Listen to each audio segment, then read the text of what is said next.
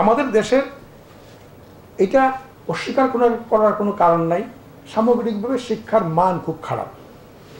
ফলে আমাদের যেটা হচ্ছে, কেউ কেউ বলেন আর কি, এটা হচ্ছে শিক্ষার একটা ইলিউশন, উচ্চশিক্ষার ইলিউশন, এক ধরনের ভ্রান্তি।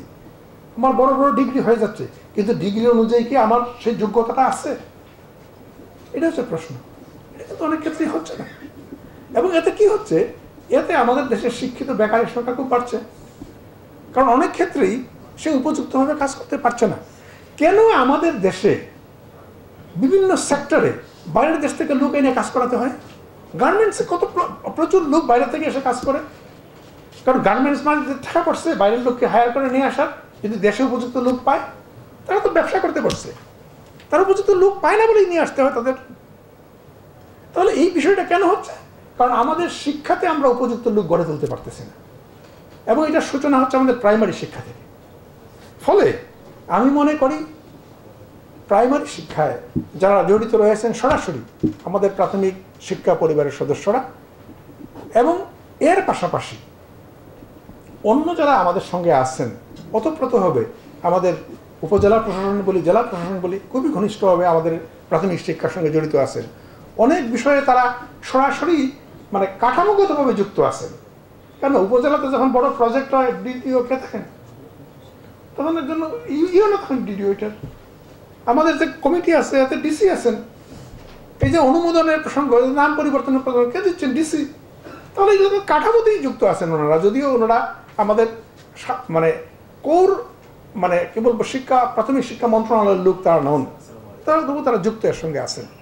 ফলে আমাদের প্রত্যেকেরই কর্তব্য হচ্ছে আমাদের প্রাথমিক শিক্ষাটাকে মানসম্পন্ন করে গড়ে তোলা।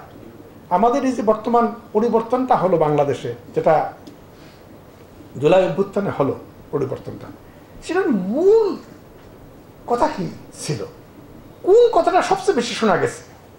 সেটা হচ্ছে বৈষম্যহীনতা।